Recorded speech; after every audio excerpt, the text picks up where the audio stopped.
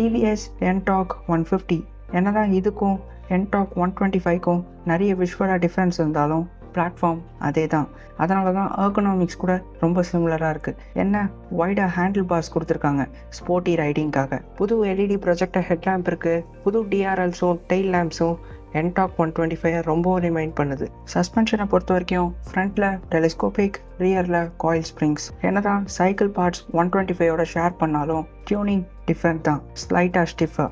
பிரேக்ஸை பொறுத்த வரைக்கும் ஃப்ரண்ட்டில் 220mm disc, single channel ABS, standard. ரியரில் ட்ரம் தான். அலாய்ஸை பொறுத்த வரைக்கும் என்டாக் 125ஓட அதே அலாய்ஸ் தான், 12 inch. என்ஜினை பொறுத்த வரைக்கும் என்டாக் 125ஓட வளர்ந்த வெர்ஷன் தான் இது.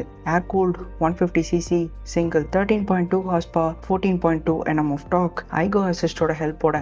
அது வேற ஒன்றும் இல்லை, இவங்களோட மைல்ட் ஹைப்ரிட் சிஸ்டம்லேருந்து ஒரு சின்ன பவர் அசிஸ்ட் கிடைக்கும், அதுதான் இது.